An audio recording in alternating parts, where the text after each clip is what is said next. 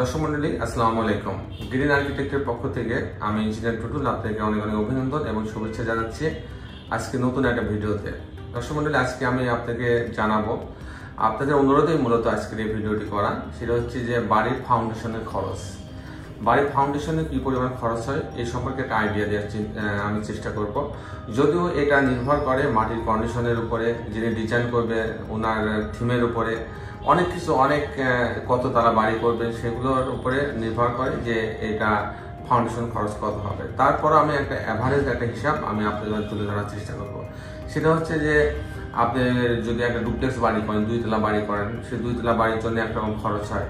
যদি 3 তলা বাড়ি করেন, 4 তলা বাড়ি করেন, সেক্ষেত্রে একরকম ফাউন্ডেশন খরচ হয়। আবার 5-6 তলা হলে সেখানে একরকম খরচ হয়। আবার যদি পাইলিং লাগে সেক্ষেত্রে পাইলিং খরচ অ্যাড হয়। ফাউন্ডেশন খরচ বলতে আমরা যেটা বোঝাই সেটা হচ্ছে আমরা যে মাটি কেটে আমরা নিচে নেমে আমরা একটা ছোলিং করে সিসি ঢালাই দিই, তারপরে একটা ফুটিং করি, একটা হচ্ছে রডের জালি করি, ফুটিং ঢালাই দিই, তারপরে শর্ট কলাম থাকে মাটির উপর পর্যন্ত, শর্ট কলাম ঢালাই দিই এবং শর্ট কলামের পরে একটা গ্রেড বিম ঢালাই দেয়। এই পর্যন্ত যে খরচটা হয় তাকে বলে ফাউন্ডেশন খরচ। তো ফাউন্ডেশন খরচে আপনার একটা 5 তলা কিংবা 6 তলা বিল্ডিং এর জন্য অ্যাভারেজ কয় টাকা হইতে পারে সে সম্পর্কে এবং সেই বিষয়টা নিয়ে আজকে আমি আপনাদের সঙ্গে কথা বলবো। তো দর্শক বন্ধুরা, আসুন ভিডিওটি উপভোগ করি। আমি আশা করি যে এটা আপনাদের অনেক ভালো লাগবে। আমি ইঞ্জিনিয়ার টুটুল আছি আপনাদের সঙ্গে। গ্রিন আর্কিটেক্টের পক্ষ থেকে আপনাদেরকে আবারও অনেক অনেক অভিনন্দন এবং শুভেচ্ছা জানিয়ে আমি এই খরচের হিসাবটা আপনাদেরকে ডিটেল দেখানোর চেষ্টা করি। আসুন দেখি। আমি একটু আগে বলেছিলাম যে ফাউন্ডেশনগুলো নির্ভর করে মাটির কন্ডিশনের উপরে এবং কত তলা হবে সেটার উপর। এটা আমি একটা 6 তলা বাড়ির ফাউন্ডেশনের আপনার খরচের হিসাব আমি আপনার মাঝে তুলে ধরার চেষ্টা করব।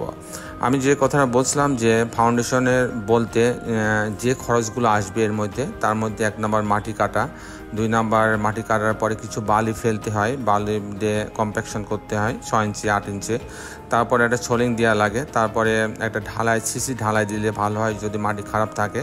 তারপরে কিন্তু এরকম জালি বসাইতে হয়, জালি বসানোর পরে তার উপরে আবার কলামের জালিটা বসাইতে হয়, তারপরে ফুটিংটা ঢালাই দিতে হয়। ফুটিংটা ঢালাই দিয়ে আসার পরে শর্ট কলাম মাটির উপরে ওঠা পর্যন্ত যে কলামটুকু বাকি থাকে ফুটিংয়ের উপর থেকে সেই ঢালাইটা দিতে হয়। দেওয়ার পরে একটা গ্রেড বিম দিতে হয়। এই গ্রেড বিম পর্যন্ত যে খরচটা হয় তাকে হচ্ছে ফাউন্ডেশন খরচ বলা হয়। তো ফাউন্ডেশন খরচটা কত হবে এটা নির্ভর করবে আমাদের কততলা বাড়ি সেটার উপরে। আমি মোটামুটি একটা 6 তলা বাড়ির ফাউন্ডেশন খরচ আপনাকে জানানোর চেষ্টা করব। যদি মাটির কন্ডিশন ভালো থাকে এবং যদি পাইলিং না লাগে সেক্ষেত্রে অ্যাভারেজ একটা 6 তলা বাড়ির জন্য আপনি 1200 টাকা প্রতি স্কোয়ার ফিট খরচ হবে। যদি বাড়িটা এরিয়া মোট বাড়িটা যদি 2500 স্কোয়ার ফিটের মধ্যে হয়, মনে করেন যে একটা 3 ইউনিটের বাড়ি 2500 স্কোয়ার ফিটের মধ্যে বাড়িটা হচ্ছে, সেক্ষেত্রে এই ধরনের একটা বাড়ির জন্য 2500 স্কোয়ার ফিটের কত টাকা খরচ হয় সেটা যদি আমি বের করতে চাই, তাহলে মোট খরচ হবে 2500 স্কোয়ার ফিটে আমি 1200 টাকা দিয়ে গুণ দেবো, তাহলে 30 লক্ষ টাকা খরচ হবে। তাহলে ফাউন্ডেশন খরচ আসবে 30 লক্ষ টাকা। এই ধরনের একটা বাড়ি নির্মাণ করতে বাড়ির একটা ফাউন্ডেশন করতে 30 লক্ষ টাকা খরচ হবে।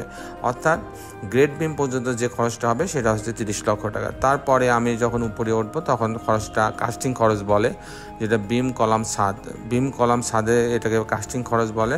কাস্টিং খরচটা নির্ভর করে যে আপনি কততলা বাড়ি করবেন। যদি 6 তলা হয় সেক্ষেত্রে আপনার 700 টাকা স্কোয়ার ফিট কাস্টিং খরচ হতে পারে। যাক দর্শক মণ্ডলী, আজকে আমার মূল টপিক ছিল ফাউন্ডেশন খরচ। আমি আপনাকে জানানোর চেষ্টা করলাম যে একটা 5 তলা কিংবা 6 তলা বাড়ির ফাউন্ডেশন খরচ প্রতি স্কোয়ার ফিটে 1000 টাকা থেকে 1200 টাকা খরচ হবে। দর্শক মণ্ডলী, আপনি সবাই ভালো থাকবেন। আগামী পর্বে একটি সুন্দর ভিডিও নিয়ে আমি আপনার মাঝে উপস্থিত হব। ততক্ষণ বিদায় চাচ্ছি। শেষের বেলা একটি কথা, দর্শক মণ্ডলী, আসলে আমরা সবাই আমাদের প্রতিবেশীদের একটু খবর নেওয়ার চেষ্টা করি। স্কুলে ছোট ছোট বাচ্চাদের মাঝে আমরা যাই, তাদের কিছু খেলার সামগ্রী দিয়ে, তাদের কিছু শিক্ষা সামগ্রী দিয়ে তারা অনেক কিন্তু খুশি হবে।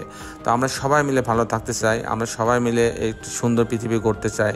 তো দর্শক মণ্ডলী, আজ এই পর্যন্তই। সবাই ভালো থাকবেন। আল্লাহ হাফেজ।